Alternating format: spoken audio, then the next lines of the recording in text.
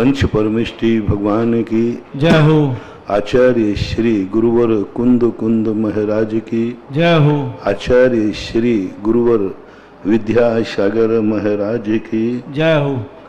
परम पूज्य निर्यापक श्रमण मुनि पुंगव श्री सुधासागर जी महाराज की जय। परम पूज्य महासागर जी महाराज की जय। परम पूज्य निष्कंप सागर जी महाराज की जय। सुख कहाँ है, यह कोई प्रश्न करे तो हर व्यक्ति का उत्तर है भविष्य में। दुख कहाँ है, हर व्यक्ति कहे तो अतीत में और वर्तमान में। अतीत और पंचम काल के जीवों का तो अतीत दुखमय ही रहा है। इतना दुखमय रहा कि व्यक्ति अपने सम्यक दर्शन की भी रक्षा नहीं कर पाया। यदि सम्यक दर्शन की रक्षा कर पाता तो अपना जन्म कहीं और होता, अच्छे ढंग से होता। तो अतीत तो बड़ा विचित्र रहा है। अतीत तो ठीक नहीं है, संतुष्ट नहीं है। अतीत हमारा गलत रहा है, ये वर्तमान बता रहा है। वर्तमान में हम सुखी नहीं हैं, यही हमारे अतीत का प्रमाण पत्र है। वर्तमान में हमने पंचम काल में जन्म लिया, यही हमारे मिथ्यात्व का संकेत है, प्रमाण पत्र है। पंचम काल में हम हीन संगनन के साथ जन्मे, यही हमारे अतीत की कहानी की गाथा गाता है। हम ना जाने कितने जीवन में अपने आप को अधूरा पाते। हर व्यक्ति इस कलयुग में अपने आप को पूर्ण महसूस नहीं कर रहा है। हर क्षेत्र में, गृहस्थ धनवान में, मुनि भी, सब बिल्कुल सब व्यक्ति को ऐसा महसूस होता है कि हम बहुत अधूरे हैं। शास्त्र पढ़ते हैं, प्रथमानुग की कथाएं, तो हम बहुत बौने नजर आते हैं। हमारे पास तो कुछ भी नहीं है, कुछ भी नहीं है। जब बड़े बड़े लोगों को पढ़ते हैं, हम मुनिराज लोग भी जब बड़े मुनिराजों की बातें पढ़ते हैं तो हमें अपनी औकात पता चल जाती है। शास्त्रों के चरणान्यों के ग्रंथ पढ़ते हैं सो भी हमें अभाव महसूस होता है। और भविष्य की कोई बात करता है तो हमें असमर्थता महसूस होती है। और ग्रस्त भी, हर व्यक्ति आज ग्रस्त अधूरा है। वो जो चाहता है वो मिला ही नहीं उसको। इसलिए अतीत तो ठीक नहीं था। अतीत तो उतना अच्छा नहीं था जितना अच्छा चाहिए। और सुख अतीत में है नहीं, क्योंकि वर्तमान में हम बता रहे हैं, हमारा वर्तमान बता रहा है कि अतीत में हम अच्छे आदमी नहीं थे, हमने अच्छे काम नहीं किए। क्योंकि आपकी गरीबी बता रही है कि आपने भविष्य में दान नहीं दिया। आपकी बीमारी बता रही है कि आपने कभी रोगियों की सेवा नहीं की, भैयावृत्ति नहीं की। आपकी आंखें बता रही हैं कि तुमने इन आंखों का सदुपयोग अतीत में नहीं किया। क्योंकि आंखें भी वो नहीं देख पा रही जितना देखना चाहिए आंख को। कान, आंख, नाक, सब कुछ, परिवार भी। तुम्हें वो परिवार नहीं मिला जो तुम परिवार चाहते थे। हर बालक की समस्या भावना है कि मुझे तीर्थंकर जैसे, चक्रवर्ती जैसे माता पिता मिले,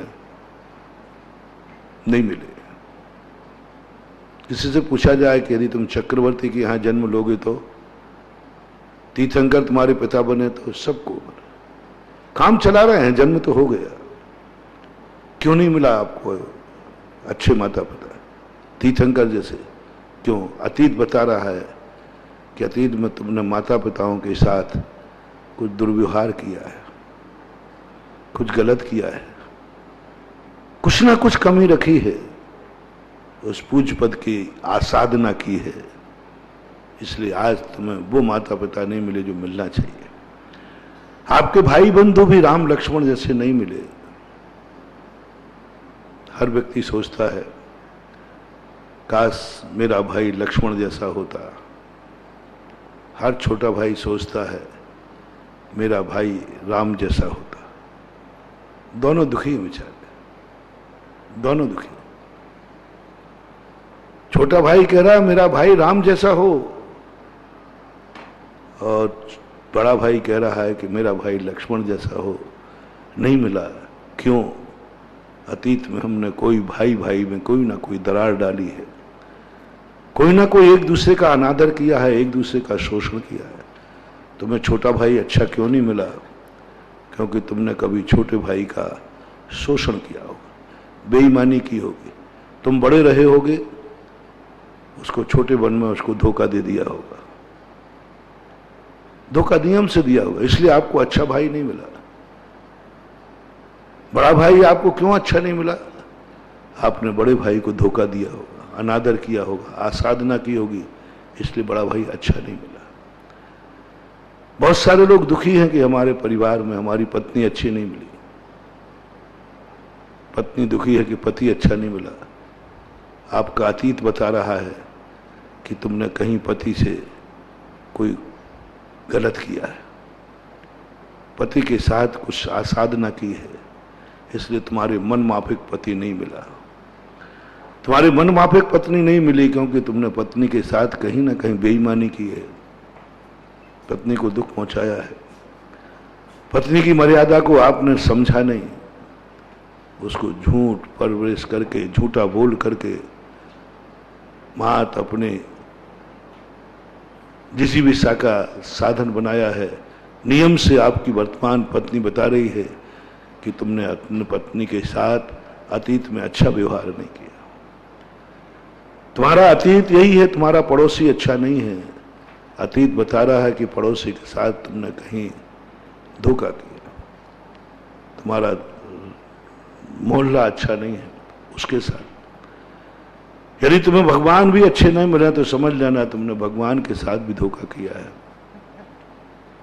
कोई अच्छे भगवान नहीं मिले, चमत्कारी भगवान नहीं मिले। चलो जैन भगवान को तो सब भगवान एक समान होते हैं, लेकिन तुम्हें कोई अभी तक ऐसे भगवान नहीं मिल पाए, ऐसी मूर्ति नहीं मिल पाई जिस मूर्ति में अति चमत्कार हो, अति सहकारी हो, जो हमारी हर इच्छा की पूर्ति करे।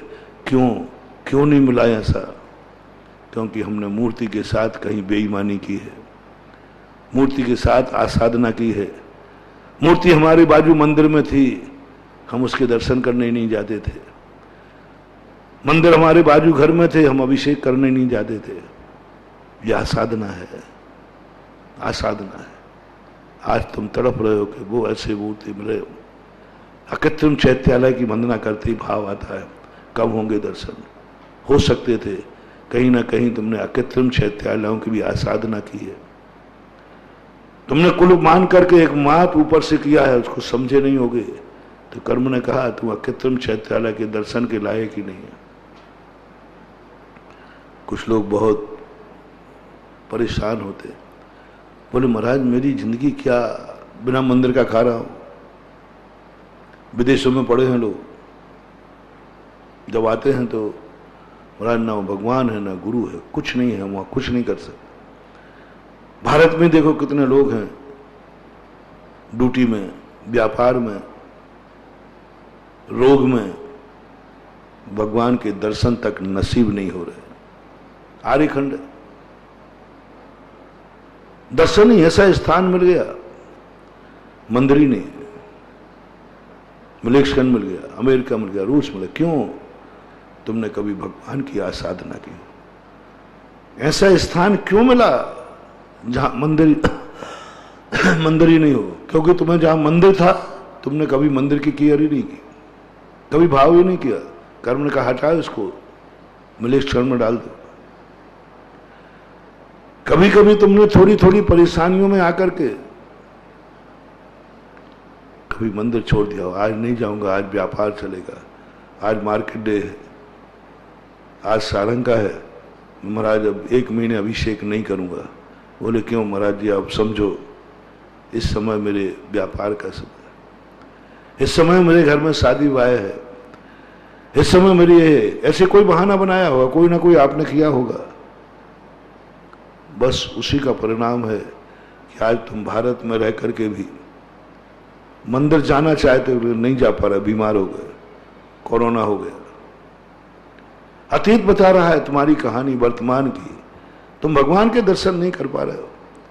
तुमने जरूर अतीत में कोई पाप किया है, कोई आसाधना की है। बिना आसाधना के संसार की जितनी चीजें अपने पास नहीं मिल रही हैं, सभी में एक ही बात लगा लो, इनकी आसाधना तुमने की है, इनकी विराधना तुमने की है, इनकी उपेक्षा तुमने की है। नियम, एक फार्मूला, एक सिद्धांत, एक सूत्र बना लो। भगवान नसीब नहीं हो रहे, अभी मंदिर है जा नहीं पा रहे, आसाधना की थी, अभिषेक नहीं कर पा रहे, कभी आसाधना की होगी। आज नहीं जाऊंगा अभिषेक तो क्या आलस आ रहा है, घर में काम आ गया। यदि आपका ये नियम हुआ होता, नियम हुआ होता कि नहीं मैं ऐसे स्थान पर आजीविका नहीं करूंगा जहां जिनेन्द्र देव का मंदिर ना हो, करोड़ों रुपए का पैकेज मिल रहा है, मैं अमेरिका नहीं जाऊंगा क्योंकि वहां भगवान नहीं। कभी क्या तुमने भगवान के नाम पर कुछ बलिदान किया है? बहुत बड़ी बात कह रहा हूं महानुभाव। ये बलिदान ऐसे ही नहीं है जो देश के लिए शहीद होता है, जो धर्म के लिए। तुमने कब किसके लिए बलिदान किया है? किसके लिए बलिदान किया? अच्छी चीज तुम्हें मिलेगी बलिदान से। क्या कभी तुमने भगवान के लिए बलिदान किया? अमेरिका का पैकेज आया है, करोड़ों रुपए का पैकेज है, तुमने ठुकरा दिया। बोले क्यों? बोले वहां मंदिर नहीं है। धन तो बहुत है, धर्म नहीं है। जो व्यक्ति ऐसा ठुकरा दे, ध्यान रखना, नियम से बहुत जल्दी वो अकृत्रिम चैत्यालयों की वंदना करेगा और साक्षात श्रीमंदिर भगवान का दर्शन करेगा, क्योंकि उसने ठुकरा दिया। बोले करोड़ों का महत्व नहीं, मंदिर का महत्व। कितने लोग हैं जो मंदिर के नाम पर ना जाने क्या क्या ठुकरा देते हैं। अभी भी महिलाएं हैं, पुरुष हैं, जिनका पति कोसों दूर जाता है लेकिन वो नहीं जाते, मैं नहीं रहूंगी वहां, मंदिर नहीं है।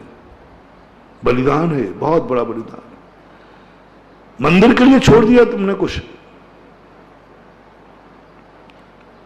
ये बंधु। और जो तुमने नहीं किया, अरे मंदिर छोटे तो छोटे, धन तो मिल रहा है, बस ये तुम्हारा सब कुछ इतिहास लिखा जा रहा है। परिवार में यही देख लेना, तुमने किसके लिए अपना क्या बलिदान दिया है। कुछ लाभ का त्याग करो, कुछ त्याग करके दिखाओ। मां बाप के लिए तुमने क्या बलिदान दिया है? तुम्हारी परीक्षा है। अच्छे मां बाप पाना है तो पहले देखो कि तुमने क्या बलिदान किया है। परिवार के लिए, भगवान के लिए तुमने क्या बलिदान किया है। गुरु महाराज नहीं मिल पाते, कितने नगरों में नहीं पहुंच पाते। कभी आसाधना की होगी गुरु की? गुरु तुम्हारे नगर में बैठा होगा, गुरु 4-4 महीने तुम्हारे नगर में रह गया होगा, तुमने कहा एक गिलास देने का भाव नहीं किया होगा। कितने दुर्भाग्य नसीब हैं जो पूरी जिंदगी में भगवान के दर्शन, गुरु के दर्शन नहीं मिलते। बुंदेलखंड में, भोग भूमियों में भोग मिल जाएगा, संपदा मिल जाएगी, गुरु नहीं मिलेगा। यही कितने लोग पड़े हुए हैं जितने कहीं उनके घरों में, गांव में गुरु महाराज गए ही नहीं। कारण कुछ नहीं बंधु, कुछ नहीं, कोई कारण नहीं। आसाधना, एक आसाधना बहुत बड़ी चीज जैनागम में आई है। तुमने कभी गुरु की आसाधना की होगी? आसाधना कई तरीकों से किया जाता है। तुम्हारे नगर में गुरु रहे होंगे, तुम्हारी दृष्टि में सब कुछ सही था, महाराज सही थे, खोटे महाराज की बात नहीं कह रहा हूं, महाराज चोखे थे, लेकिन फिर भी आपने उनका लाभ नहीं लिया। उनकी अंजलि में एक गिलास भी आपने नहीं रखा। कोड हो रहा है, सर्टिलाइज लगा है पूरा। प्रकृति का एक गूगल अलग है जो तुम्हारी प्रत्येक क्षण को कोड कर रहा है, और सबसे ज्यादा गूगल वहां पर होता है सबसे ज्यादा गूगल वहां काउंट करता है जहां मंदिर है और कौन मंदिर नहीं जा रहा है। बस जहां मंदिर नहीं है वहां सैटेलाइट ज्यादा नहीं लगता। मंदिर है और मंदिर नहीं जा रहा है, मंदिर है जैन है, पर दूसरा और सबसे ज्यादा जैनियों के घरों में होता है। प्रकृति का मैंने एक दिन कहा था, सबसे ज्यादा शुभ कर्म भी जैनी को बनता है तो अशुभ कर्म भी बनता है। ये प्रकृति का सैटेलाइट लगा है, यहां कौन जैन मंदिर है, अब जैनियों के घरों में हो जाएगी उसका। अब ये सारे जैनी कैमरे की नजर में है। आप लिख रहे थे ना क्या, सावधान आप कैमरे की, ऐसे जैनी लोग सावधान। जिस नगर में मंदिर है आप कैमरे की नजर में हैं। कौन जैनी है और जो जिनेन्द्र देव का मंदिर नहीं जा रहा है, क्यों नहीं जा रहा है, परिस्थिति क्या है? मजबूरी में, कोरोना के कारण, बीमारी में, शौक से, यूं नहीं जाना। सैटेलाइट लगा, कर्म तुरंत वहां पर छटनी हो जाएगी। इसके बाद इसको ऐसे स्थान पर उठा के फेंक दो जहां जिनेन्द्र देव का मंदिर ही नहीं मिले। महानुभाव मेरा आपसे कहना है, मंदिर है तो छोड़ना मत, बहुत नकारात्मक ऊर्जा देता है। सारे ब्रह्मांड की शक्तियां तुम्हारे विरुद्ध में हो जाएंगे क्योंकि तुमने मंदिर की आसाधना की है। मंदिर है तो उसका लाभ उठाओ, नहीं है तो कोई बात नहीं थी ही नहीं। वो तो पूर्व का कि अतीत की कहानी होगी, वो तो मैंने कह ही दिया कि मंदिर नहीं होना आपके अतीत का पापी होना बता रहा है, आपके अतीत का पापी होना बता रहा है। और आज है तो आज ये अतीत बनेगा, बस साधना है। गुरु महाराज तुम्हारे नगर में है, 4-4 महीने रह गए। कितने जैनी हैं जो हार नहीं दे पाए, क्यों? और तुम मुनि भक्त हो, जैनी हो, जानते हो, फिर भी नहीं दे पाए, क्यों? एक छोटी सी कमी, रात्रि भोजन नहीं त्याग पाए, एक गुटखे का त्याग नहीं कर पाए। कोई आहार देने में कोई अच्छी चीज नहीं त्याग की जाती है, गंदी चीज त्याग की जाती है, अहितकारी चीज त्याग की जाती है, नाशकारी चीज त्याग की जाती है। दिगंबर साधु तुम्हारी कोई अच्छी त्याग नहीं कराता। दिगंबर साधु कहता है जिससे तुम्हारी जिंदगी का नाश हो जाए, जिसका परिवार का नाश हो जाए, जिससे तुम्हारा परिवार दुखी हो जाए, ऐसी वस्तुओं को छोड़ करके आहार दे सकते हैं। तुमने उन वस्तुओं को, गुटखे को महत्व दे दिया, रात्रि भोजन को महत्व दे दिया, दुनिया भर की बातों को महत्व दे दिया, और गुरु तुम्हारे नगर में बैठा रहा और तुम नहीं कर पाए। मौका चूक गए तुम, बहुत बड़ा अवसर आया था। महानुभाव मेरा कहना है, चातुर्मास कराइए मत करो, नहीं, मजबूरी में कभी चातुर्मास मत कराना। मैं तो सदा कहता हूं चातुर्मास कराना ही मत। चातुर्मास कहीं तुम्हारे किसी परिवार को अभिशाप न बन जाए, चातुर्मास कहीं तुम्हारे किसी परिवार के लिए जन्म जन्मांतरों का अभिशाप न बन जाए। पहले फैसला कर लो, गुरु आ रहे हैं, मैं आसाधना नहीं करूंगा, मैं श्रावक हूं, योग्य हूं, 4 महीनों में कभी ना कभी एक गिलास अंजलि में जरूर रखूंगा, घर में एक बार चरण जरूर पढ़वाऊंगा, भोजनशाला, मेरी भोजनशाला में जरूर आएंगे। एक दिन भोजन जरूर ऐसा होगा मेरा, जो एक दिन का भोजन मेरा गुरु की अंजलि में जाएगा और रत्नत्रय का कारण बनेगा। ये कर लेना महानुभाव, पहले निर्णय कर लेना। मत बुलाओ साधु को, लेकिन बुलाने के पहले करो, ये कर, नहीं तो खतरनाक है, तुम्हारा भविष्य बिगाड़ देगा। ऐसा बिगड़ेगा कि तुम दर्शन को भी तरस जाओगे। लॉकडाउन में कितने मुनि भक्त आहार नहीं दे पा रहे। चलो कर्मों की मजदूरी है, कुछ लोग तो इसलिए नहीं दे पा रहे कि 1 महीने को धंधा कौन बंद करे। कई लोग को तो मैं रोक रहा हूं, और कई लोग ऐसे हैं आहार देना चाहते हैं, सब कुछ भाव है, लेकिन अभी पहले तो 7 दिन स्कूल में रहो, फिर 2-4 दिन यहां बताओ, तब कहीं आहार को मिलेगा। बस इतने में 1 महीने का नुकसान व्यापार का हो जाएगा। कुछ लोग इसलिए हैं, कोरोना, जो कोरोना के डर के कर रहे हैं वो तो ठीक है, उनको तो करना चाहिए, उनका तो अच्छा भाव है कि मेरे जाने से भीड़ बढ़ेगी, मेरे जाने से कोरोना बढ़ जाएगा, मेरे जाने से सारे अनुशासन टूट सकते हैं, भीड़ ज़्यादा हो, वो तो उनका अभिप्राय अच्छा है। लेकिन जिनके अभिप्राय में ये हो कि मैं कैसे जाऊं, 1 महीने का व्यापार बंद होगा, वे थोड़ा चूक रहे, वे चूक रहे। ऐसा ही जिनवानी का, हमें आज जिनवानी महाराज जी कुछ भी याद नहीं होता। तरसते थे पहले के लोग, महाराज का मुझे एक प्रवचन मिल जाए, प्रवचन मिल जाए, 2 शब्द मिल जाए, नहीं मिल रहा। क्यों? कभी तुमने प्रवचनों की आसाधना की होगी, तुम्हारे समझ के प्रवचन हो रहे होंगे, तुम्हें समझ में भी आ रहा होगा, लेकिन यूं नहीं जाना सुनने, यहां वहां बैठे रहते, क्षेत्र के पास बैठे हुए कार्यालय में गप्पे कर रहे होंगे। लॉकडाउन में अंदर बैठने वाले लोग, बच्चे सब यहां वहां घूम रहे हैं, सब चौकी में नहीं लगे, सब अभी 2-4 तो यहीं बैठे होंगे, आपस में गप्पे कर रहे होंगे, 2-4 अभी कुंभकर्ण की नींद सो रहे होंगे। यह है आसाधना, ये ऐसी खतरनाक आसाधना है। तुम लॉकडाउन में थे, कोई काम भी नहीं था, कोई रिश्तेदार भी नहीं थे, फिर भी प्रवचन हो रहे थे, फिर भी तुमने प्रवचन नहीं सुना। आसाधना, कर्म तुम्हें ऐसी दशा में भेजेगा जहां महाराज के मुख से ओम शब्द भी नहीं सुन पाओगे, क्योंकि तुमने आसाधना की। ऐसे हर चीज में लगाना ना, जब जब अपने पास वर्तमान में जिसके पास जो नहीं है उसकी तुमने आराधना की है, निश्चित करो।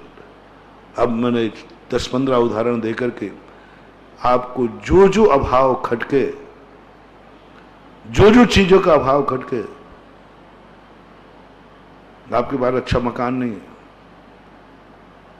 आपने मकान की आसाधना की होगी, मकान बनाया होगा रहने के लिए, और आपने उस मकान में अनैतिक काम किए होंगे जो कुल मर्यादा के विरुद्ध है। ये मकान की आसाधना, आसाधना कोई देवसाध गुरु की नहीं होती, हर वस्तु की आसाधना है, हर वस्तु का एक पद है, हर वस्तु की एक अर्थ क्रिया है, हर वस्तु कोई ना कोई अपना स्वरूप लेके रखा है। मकान का स्वरूप क्या है? मकान का स्वरूप क्या है? मकान की अर्थ क्रिया क्या है? मकान की आराधना क्या है? किस लिए मकान बनाया जाता है? कितने कारण हैं मकान बनाने के? मकान बनाने का कारण, कोई मुझे सुरक्षा, कोई मेरे घर में चोरी न कर ले,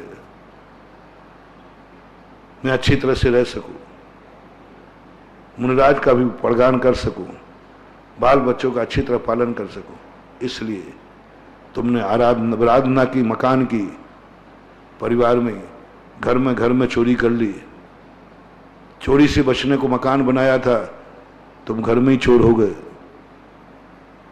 मकान की आसाधना, काय के लिए मकान था? चोरों से बचने के लिए, तुम तो घर में ही चोर हो।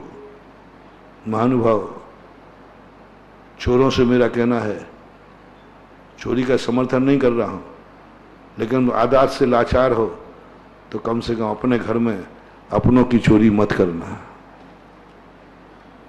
बहुत गलत आसाधना। ऐसी जिंदगी पाओगे, फुटपाथ पे रहोगे, एक तुम्हारे पास थैला भी नहीं होगा छुपने को, एक संदूकिया भी नहीं होगी, एक तिजोरी भी नहीं होगी। ये वही लोग हैं जो जिंदगी में कुछ भी उनके पास सुरक्षा का कोई साधन ही नहीं, कुछ रखें कहां? क्योंकि इन्होंने कभी घर की आसाधना की होगी, घर में ही चोरी की होगी। जिसको पत्थर की लकीर समझना। दुनिया में चोरी करने वाले का फिर भी माफीनामा है,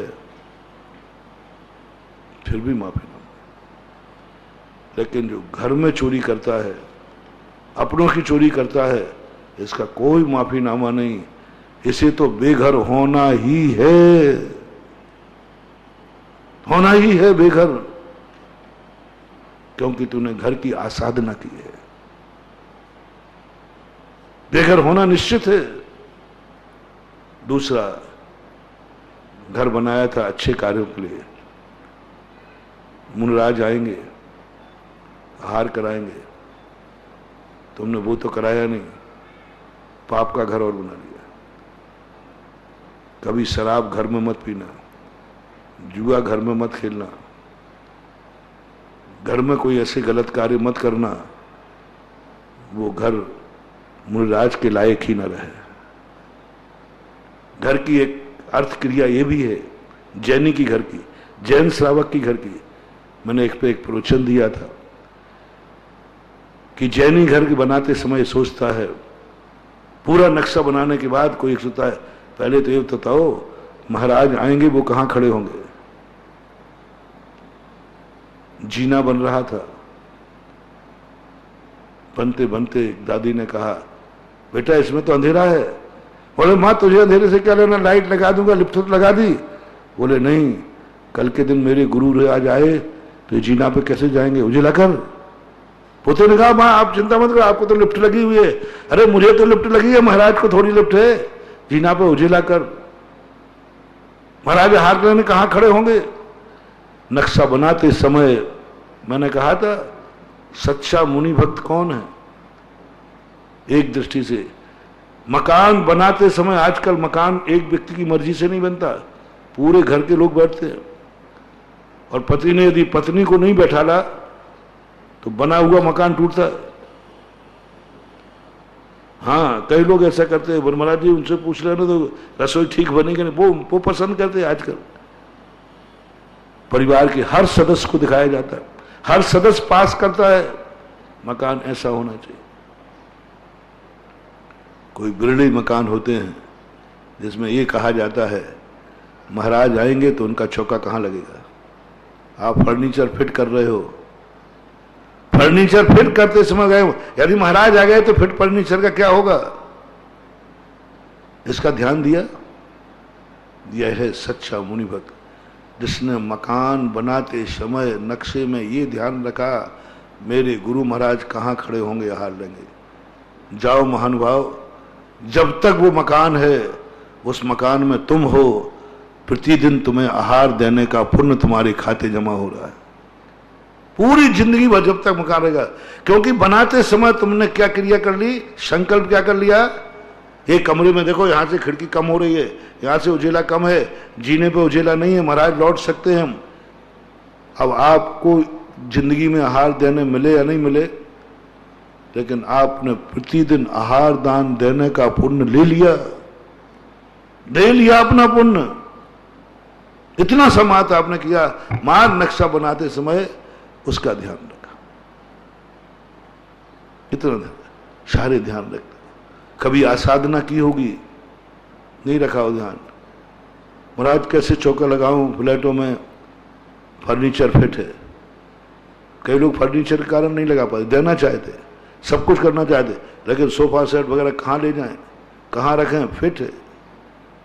ये आसाधना की होगी तो। इसलिए मकान की अर्थ क्रिया समझो, मकान बनाने के पहले मकान की अर्थ क्रिया समझो, नहीं तो ये मकान तुम्हें ऐसा अभिशाप देगा कि अगला इस बार महलों में हो, अगली बार फुटपाथ पे होगे। नियम है, कोई भगवान के अभिशाप से नहीं, तुम्हारे खुद का मकान तुम्हें अभिशाप देगा। अर्थ क्रिया समझो, आसाधना नहीं करना मकान की। तुम्हारे पास महाराज जी हमारे पास गाड़ी नहीं है, तुम्हें गाड़ी चाहिए, अच्छी गाड़ी चाहिए। हाँ महाराज है ही नहीं, क्यों नहीं है, तुमने कभी गाड़ी की आसाधना की थी। गाड़ी की आसाधना क्या है, गाड़ी किसके लिए बनाई गई, अच्छे कार्यों के लिए, तीर्थ यात्रा के लिए, व्यापार धंधे के लिए, रिश्तेदारों के यहां जाने के लिए, किसी के सुख दुख में काम आने के लिए, अपनी आजीविका करने के लिए, कोई बात नहीं, सबके लिए, आजीविका के लिए, व्यापार धंधे के लिए, नौकरी में जाने के लिए, अपनी रिश्तेदारी जाने के लिए, ससुराल पीहर नाना नाल जाने के लिए, इनके लिए गाड़ी होती है। उनमें तीर्थ यात्रा के लिए भी है, एक उनमें सारे कारणों में एक तीर्थ यात्रा भी है। अब गाड़ी तो तुम्हारे पास है, लेकिन वो 4-5 करोड़ की आती मर्सिडीज, वो नहीं है। क्यों? आपने गाड़ी का सब अच्छा उपयोग किया, लेकिन उस गाड़ी को कभी तीर्थ यात्रा पर नहीं ले गए। एक उत्तर नंबर कर गया। गाड़ी तो आपके पास है 20, 25, 50 लाख की है, लेकिन उसमें कोई एक अर्थ किया। 100 कारण थे अच्छे कार्यों के लिए गाड़ी निर्माण किया। आप देखना विज्ञापन में कितना बढ़िया लिखा रहता है, ये गाड़ी आपको जल्दी खेत पे पहुंचाएगी, ये गाड़ी आपको इतने एवरेज में आपको फैक्ट्री, ये सब लिखा रहता है। किसी में ये नहीं लिखा के रहता कि ये गाड़ी सबसे जल्दी आपको मर्डर करने भेजेगी, ये गाड़ी आपको जितने जल्दी आपको किसी का मर्डर करना हो बस इसको एक बटन दबाना, मर्डर, और वो पहुंच जाएगी। ऐसा नहीं लिखा रहता। ये गाड़ी चोरी कराएगी, ये गाड़ी जुआ खिलाएगी, कुछ नहीं लिखा। सब अच्छे लिखे रहते। आप लेट हो रहे हो और लिखा रहता है आप गाड़ी से लेट हो रहे हैं, गाड़ी का ना, ये गाड़ी लीजिए आपको समय पर पहुंचाएगी। ये सब अर्थ। अब इन अर्थ क्रियाओं में से तुमने कितनी आसाधना की है, उसमें एक तीर्थ यात्रा का भी था। महानुभाव जैनियों से मेरा कहना है, जिन जिन के पास गाड़ी है उस गाड़ी का एक बार कम से कम, जब तक वो गाड़ी जीवित है, सही है, एक बार उससे धर्म का कार्य कर लेना। ऐसा महसूस करना आज यदि ये गाड़ी नहीं होती तो मैं धर्म से वंचित हो जाता, ऐसा कार्य करोगे। यदि ये गाड़ी नहीं होती तो आज मैं भगवान के इस महोत्सव में नहीं पहुंच पाता, क्योंकि सरकारी गाड़ी से या रोडवेज से आता 2 दिन लग जाते। घर की गाड़ी थी इसलिए मैं पंचकर्णक में पहुंच गया। यदि मैं किसी गाड़ी से आता किराए की तो पुरुषन में नहीं आ सकता था, पर तो घर की गाड़ी थी तो मैं जल्दी पुरुषन में पहुंच गया और जल्दी आहार देने पहुंच गया। यदि मैं रोडवेज की गाड़ी से आता तो आज आहार नहीं दे पाता। लेकिन कितना अच्छा है, घर की गाड़ी गई, घर की गाड़ी थी तो मैं जल्दी पहुंच गया और आहार देने मिल गया। बस ये आरोप घर की गाड़ी पे लाओ एक बार, कि आज यदि घर की गाड़ी नहीं होती तो हम धर्म के इस कार्य से वंचित हो जाते। एक बार जिंदगी में कभी कहीं भी एक टाइटल दे दो उसको, कह सको तुम, गाड़ी को गर्व हो जाए, गाड़ी धन्य हो जाए। आज मैं जली जड़ हूं, लेकिन आज मालिक ने एक बात कह दी कि आज यदि ये गाड़ी नहीं होती तो मैं इस धर्म कार्य से वंचित रह जाता। बस हो गई दुआ, बस अब कुछ नहीं चाहिए। वो गाड़ी तुम्हें ये वरदान देगी कि आज तू 50 लाख की गाड़ी में है, कल तू 4 करोड़ की गाड़ी में होगा। ये है गाड़ी का वरदान। तुम महाराजों के वरदान मांगते हो, तुम भगवान से वरदान मांगते हो। मैं कहता हूं सृष्टि का कण कण वरदान देता है। ऐसी कोई वस्तु नहीं है जिसमें एनर्जी ना हो, कोई भी वस्तु ऐसी नहीं जिसमें एनर्जी लेस हो, क्योंकि हर वस्तु की अर्थ क्रिया है, और जिस जिसकी अर्थ क्रिया है वो हर व्यक्ति कोई काम करता है। आप कोई काम करते हो तो किस बात के भूखे रहते हो? पर 2 शब्द अंत में आभार बोल दे तो कैसा लगता है, बोलो ना, बहुत। और आभार शब्द चूक जाए तो, हमने ऐसा देखा है पंचकल्याण भर होते ना, सम्मान समारोह बड़ा खतरनाक समारोह है, सब पूरी मेहनत की, सब कुछ की, बस उसका नाम भूल गए, इनके भी मैं आभारी हूं, और उसको नींद हराम हो गई। 5 दिन नींद हराम नहीं हुई, मेहनत की।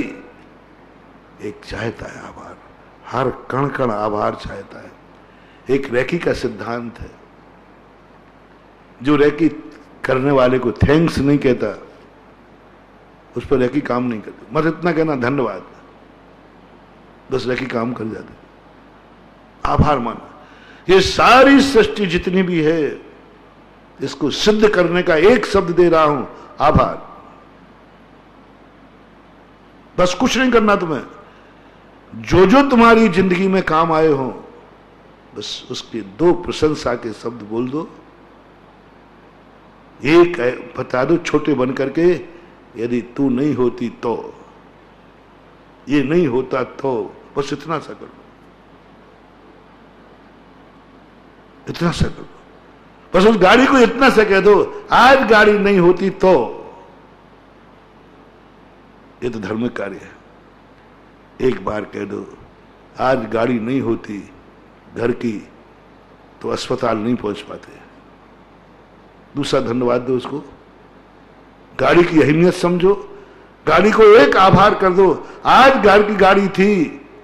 कितना सीरियस केस हुआ था, बेटे को अपन अस्पताल ले गए, यदि गाड़ी नहीं होती और रोडवेज से जाना पड़ता तो रास्ते में मर जाता। गाड़ी ने बस वहीं जाकर के तुम्हारी वो गाड़ी एनर्जी देना चालू कर दी। आज मालिक ने मेरी प्रशंसा कर दी, आज मैंने मालिक के काम आ सकी। और आज मालिक ने कहा गाड़ी नहीं होती तो लो अद्वा गाड़ी से, लो एनर्जी गाड़ी से। तुम गाड़ी की थोड़ी प्रशंसा तो करो। गाड़ी नहीं होती तो क्या होता। जब जब तुम्हारी गाड़ी ऐसे मौकों पर काम आए, बस एक बार उसको अच्छी नजर से देख ले, ये गाड़ी तू नहीं होती तो आज मेरा बेटा चला गया होता, मैं चला गया होता। ये नहीं हो पाता। ऐसे व्यापार में आप करते हो। कितने कार्य हैं तो घर की गाड़ी होने पर कुछ व्यापार में सहूलियत है कि नहीं। यदि घर की गाड़ी नहीं होती तो व्यापार में दिक्कत जाती, बस तुम उसको थैंक्स कह देना। गाड़ी है इसलिए मैं जल्दी पहुंच जाता हूं, जल्दी वापस आ जाता हूं, नहीं तो सरकारी गाड़ी से जाऊं तो कब आऊंगा कब जाऊंगा। ओहो, गाड़ी है महाराज। हम भी कहें कभी, देखो तुम गाड़ी चलाते हो कितनी हिंसा होती है। अरे गुरुजी मेरी निंदा कर लो, गाड़ी की मत करना। बोले क्यों? वो गाड़ी की निंदा मत करना महाराज जी, देखो मेरी कर दो, आप जो कुछ करना है। मैं पापी हूं, मैं कुछ भी हूं, गाड़ी की निंदा मत करना। बोले क्यों? इसी की बदौलत है कि मैं दिन में भोजन कर लेता हूं। बोले कैसे? गाड़ी हो तो समय पे आ जाता हूं, नहीं तो वहां से गाड़ी से चल के आऊं तो रात के 10 बजे आ पाऊं। अब बोलो अब मैं क्या करूं? गाड़ी बहुत बुरी चीज है, गाड़ी परिग्रह है, गाड़ी हिंसा है, पक्का है, सब कुछ है। लेकिन उसने कहा गाड़ी से हिंसा होती है, बहुत सब कुछ होता है, लेकिन उसने कहा महाराज इसी गाड़ी की बदौलत मैं दिन में खा रहा हूं, नहीं तो कल से दिन में बंद हो जाएगा। अब बोलो गाड़ी ठीक है कि गलत है, सही है या गलत है? बोलते नहीं हो। उसकी बदौलत है वो दिन में, नहीं तो आ ही नहीं सकता दिन में। रात में आएगा, रात में खाएगा। कभी एहसान दे दो उस गाड़ी को, है गाड़ी तेरी बदौलत है जो मैं दिन में भोजन कर लेता हूं। तुम में ताकत है कि टूटते हुए परिवार को बचा सकते हो। मां तुम्हें आज से चिंतन करना शुरू कर दो। हर व्यक्ति ये मत सोचो कि सामने वाला क्या सोच रहा है, ये मत सोचो भाई क्या सोच रहा है, ये मत सोचो कि देवरानी जेठानी क्या सोच रही है। तुम सोचना शुरू करो। सुबह 5 मिनट चलो, मैं तुम्हारे पास समय नहीं है जो तुम भगवान को समय देते हो, मुझे समय देते हो, माला में समय दे, उसमें से 5 मिनट काट लो। और क्या करो, तुम्हारे पास तो वही है। तुम समय नहीं है ना तुम्हारे पास, चलो जितना तुम माला फेरते थे, मंदिर में लगाते थे, मुझे प्रवचन सुनते, मेरे प्रवचन 5 मिनट कम सुनना, मेरे मंदिर में 5 मिनट कम आना। चलो माला मत फेरना, बस 5 मिनट प्रतिदिन सुबह उठ करके संयुक्त परिवार के लाभ कितने हैं उनको याद करके तुम्हें रेकी देना है। सोने के पहले 2 टाइम कर लिया, सुबह और शाम 5 minute, 3 minute, 2 minute, 1 minute. 1 minute आपको उठते ये करना है, संयुक्त परिवार का लाभ। सोने के 1 मिनट पहले संयुक्त परिवार का लाभ, बस इतना सा करना। जिससे तुम्हारा झगड़ा हो रहा हो, जिससे तुम्हारी नहीं बनती हो, पति पत्नी ये देख लें इससे कोई लाभ है कि नहीं। माता पिता से लाभ, सास ससुर से लाभ, सब लोगों लाभ का सोचो, लाभ का सोचो। मां तुम 1 महीने, अधिकतम 6 महीने करके देख लीजिए, टूटता परिवार जुड़ जाएगा। जो अलग हो चुके हैं वे करके देख ले 6 महीने, 6 महीने अलग करके एनर्जी रेकी देना शुरू करें, टूटे हुए परिवार भी एक हो जाए। बहुत बड़ी कला दे रहा हूं तुम्हें, बहुत बड़ी शक्ति दे रहा हूं। ऐसा ही और भी जो तुम्हारे जीवन में व्यापार है उसको भी आप खोलते, दुकान को दुआ देते। अरे बड़ी 100 रुपए की बिक्री हो रही, दुआ देना चालू करो। 100 दिया ही तो है उसने, लिया तो नहीं है। दुकान खोलते समय दुकान को रेकी दो, दुकान को दुआ दो। कल जो तुम दुकान से ले गए थे उसका आभार मानो। दुकान बंद करते समय आभार मान के दुकान बंद करो। आज तो मेरे पास दुकान है, दुनिया के पास तो वो भी नहीं है। इतना तो है कम से कम, दुकान तो है, बैठ तो रहे हो। रेकी देना शुरू करो, प्रैक्टिकल करो। आज से शुरू कर दो सब व्यापार वाले। कम से कम तुम्हारे पास दुकान तो है। ताला खोलते समय दुकान पर रेकी दो, 2 मिनट। दुकान खोल रहा हूं, मालिक हूं दुकान, हमारे घर की दुकान है। बस आप देखो कितना कोसते ही कोसते रहते हो। क्या मिलता है इससे, क्या मिलता है इससे, क्या मिलता है? अरे और नहीं मिलेगा। जब देखो जब कोसते रहते हो, निगेटिव पॉजिटिव थोड़ा सा छूटो, शुरू करो। लाभ नहीं मिले तो फिर मत करना, करो। एक एक कण में दुआ देने की ताकत है। लीजिए, एक समय आपका हो रहा है थोड़ा। आप एक पत्थर उठा लीजिए, रास्ते में पड़ा हुआ पत्थर, दुआ लीजिए, दुआ लीजिए। एक पत्थर उठाइए। ये पत्थर किसी काम का है कि नहीं? अचेतन है, अचेतन है आपकी दृष्टि में। एनर्जी किसी काम का है। ये पत्थर को लात मत मारिए, उठा के बाजू रखिए।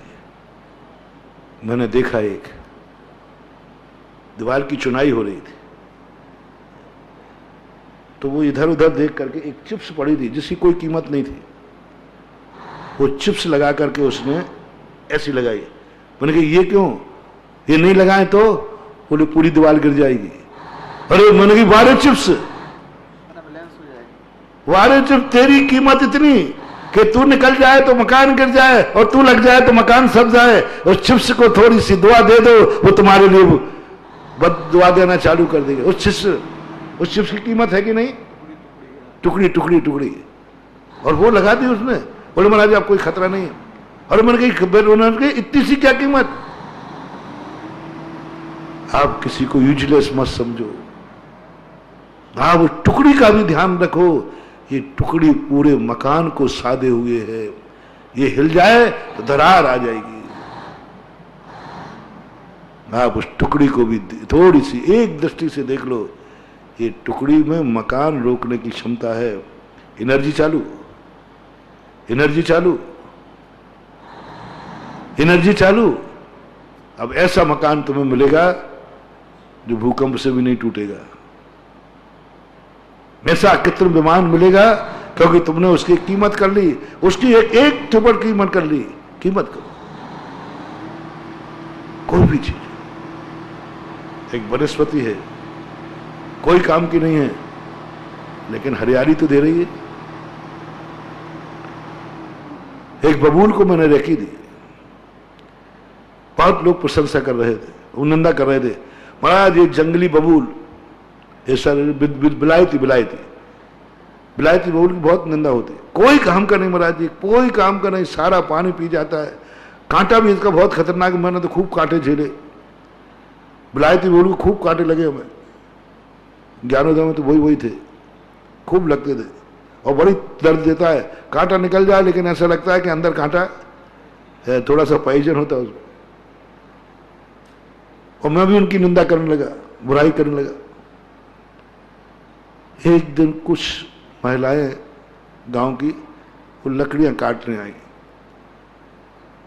तो उनको वो चौकीदार भगा रहा था। मैं वहीं पहुंचा, बोले बाबा जी ये लकड़ियां आपके काम की क्या हैं?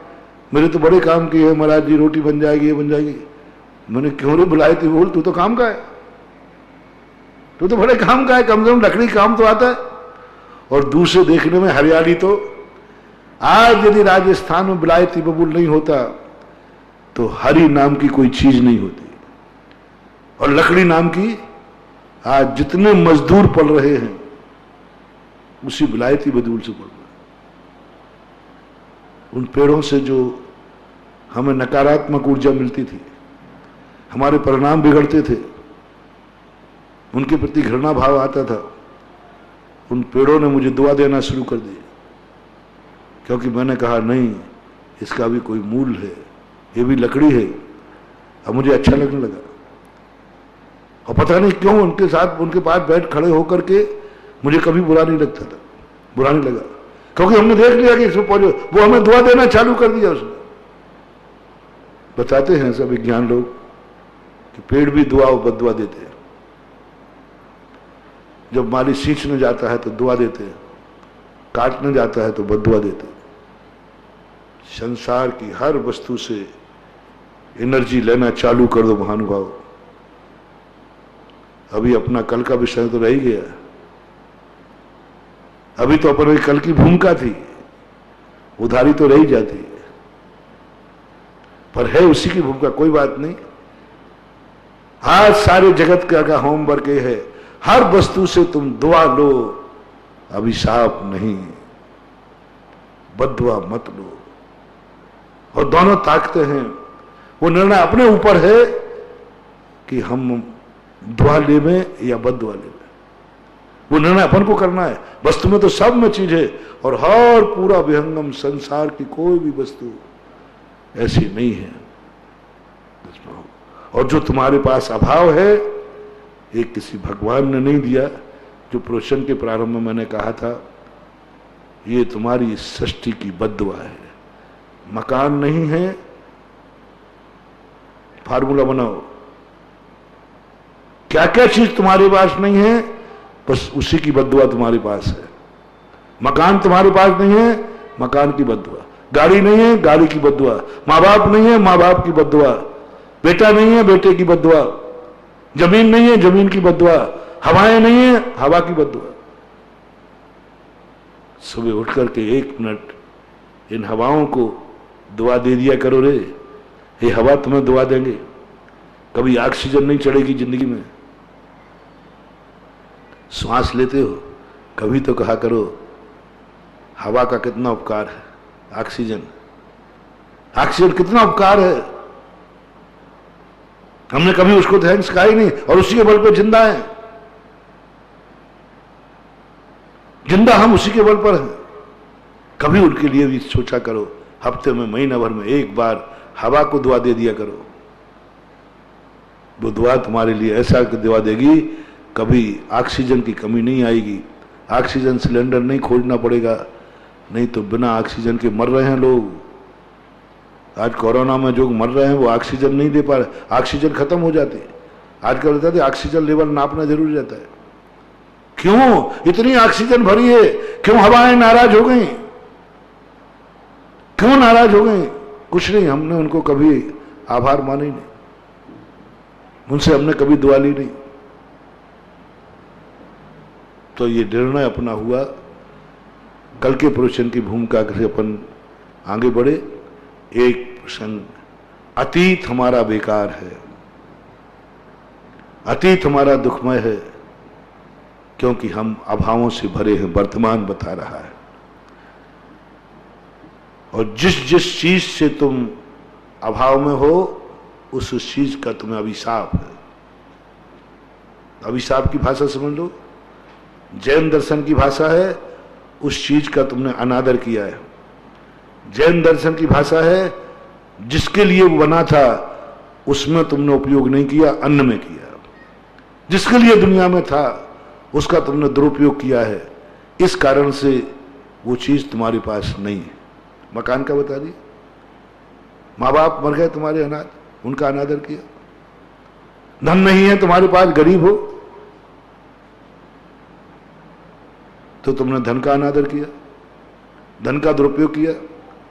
सबसे बड़ा अभिशाप देता है, मैंने एक बार कभी कहा था,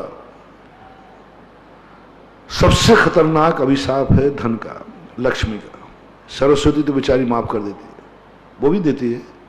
लक्ष्मी सबसे बड़ा अभिशाप। लक्ष्मी आती किसके कारण से? पुण्य के कारण, धर्म के किसी पाप करते समय पुण्यबंध नहीं होता। और जब तुम 100 रुपया 1 लाख रुपया लिखना, मैं तुम्हें समझा देता हूं। धन का वरदान लो, 1 रुपया तुम्हें वरदान दे सकता है इतना कि शाम तक 100 हो जाएगा, 100 से 1000 हो जाएगा, 1000 से लाखों पहुंच जाओगे। मेरे आशीर्वाद से नहीं, मेरे आशीर्वाद से नहीं, भगवान की पूजा से नहीं, नमोकार मन से नहीं, लक्ष्मीपति पति बनाने वाला कोई नहीं है। मात्र तुम्हारे पास साधन है, 1 रुपया है, 5 रुपया है, 100 रुपया, लाख रुपया है, बस इतना सा करना है। इसकी कीमत क्या है? 1 लाख रुपए को लेते हैं, 1 रुपया आजकल कोई कीमत नहीं। 1 लाख तुम्हारे पास बचा हुआ है, सावधान, अगली साल 2 लाख बचेंगे, अगली साल 3 लाख बचेंगे, और मल्टी कर दो तो कोई बात नहीं, मल्टी करो तो कोई बात नहीं, 1 के 100 करो तो कोई बात नहीं। मैंने होते देखे हैं। बस इतनी सी कला तुम्हें शायद सिखा रहा हूं। कोई मंत्र नहीं दूंगा, कोई साधना नहीं दूंगा, कोई पूजा पाठ नहीं दूंगा, कोई मैं अपने दरवाजे नहीं बुलाऊंगा। बस इतना बता दो, आज तुम्हारे पास 1 लाख रुपया है, उसकी कीमत कितनी है? 1 लाख रुपए की कीमत कितनी है? सरकार की दृष्टि में तो 15%, क्योंकि इतनी सोना रखा है। मैं तो नोट की 1 लाख रुपए की कीमत पूछ रहा हूं। 1 लाख रुपए से क्या क्या हो सकता है? क्या क्या हो सकता, देखना। बस इतना सा तुम्हें करना है, और तुमने 1 लाख रुपए, 2 कार्य हुए, पुण्यानुबंधी पुण्य और पापानुबंधी पुण्य। 1 लाख रुपए से एक मां को निपुति होने से बचाया जा सकता है। शुरू करना। 1 लाख रुपए में किसी की जान बच सकती है। एक जान की कीमत कितनी है? आप अपनी अपनी जान कितने में दे दोगे? विनोद तुम ही बता दो भाई, तुम अपनी जान कितने में दे देगा? उतने मैं दिलवा दूंगा, चिंता मत कर।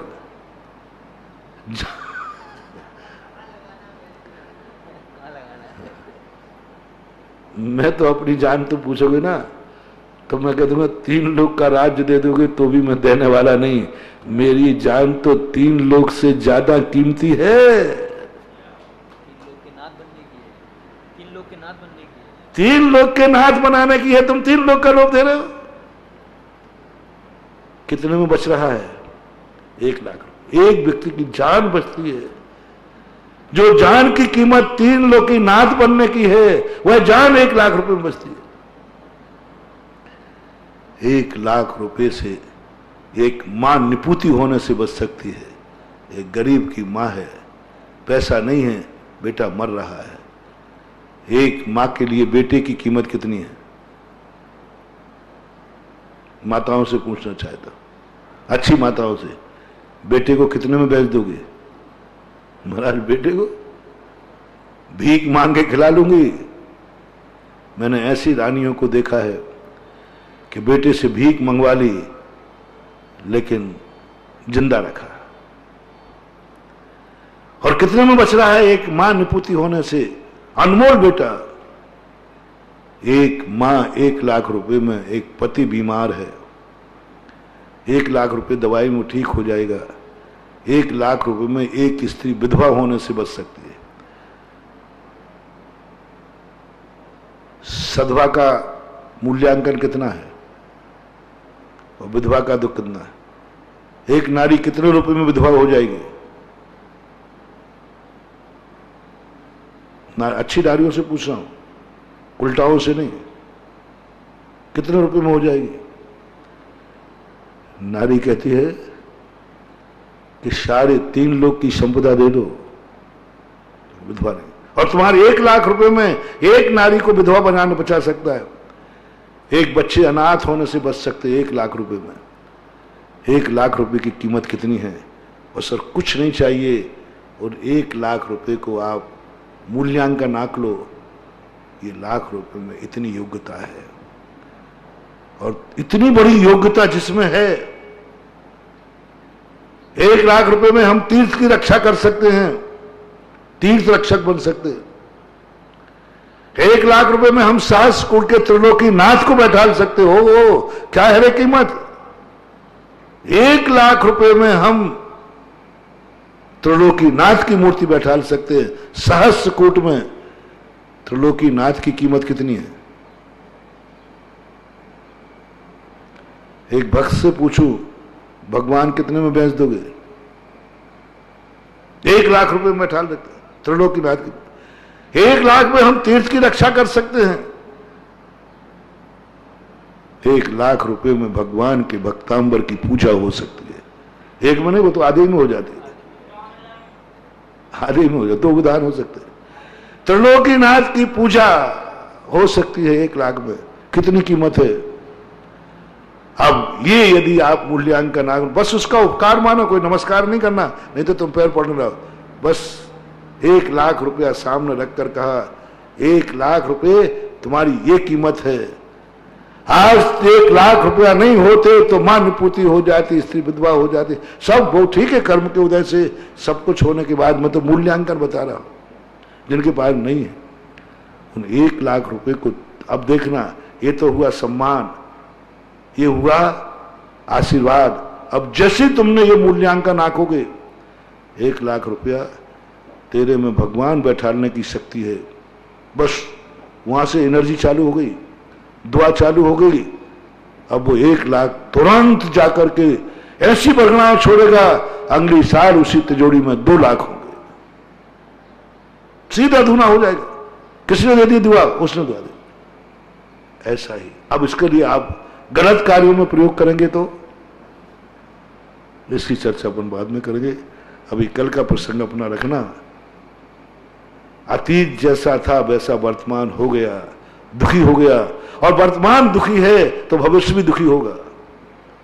कल बहुत प्रश्न आए, पापी है तो पापी होगा, गरीब है तो गरीब होगा, सेठ है तो सेठ होगा, साधु है तो साधु होगा, डाकू है तो डाकू होगा, जो बोओगे वही खाओगे। अभी ये बात को स्टैंड है, अभी निर्णय नहीं करना, इसका रहस्य मैं खोलूंगा। और खोल दिया, आज ये बताया, अतीत में किया था पाप, आज दुखी हो, और आज दुखी हो तो कल भी दुखी हो गए। इसको कोई नहीं रोक सकता दुनिया की तरह, ये सिद्धांत है, कोई नहीं रोक सकता। क्योंकि कल का देख लो ना, कल मैंने पाप किया, आज पाप हुई हूं, आज पाप कर रहा है। कल मैंने अब असाधना की, गलत कार्य किया, आज मेरे पास वो चीज चली गई। अतीत वर्तमान है और वर्तमान भविष्य का बीज है। वो चर्चा अपन जैसे ध्यान में आएगी बताऊंगा। आज इतने कह के विराम करता हूं। महावीर भगवान की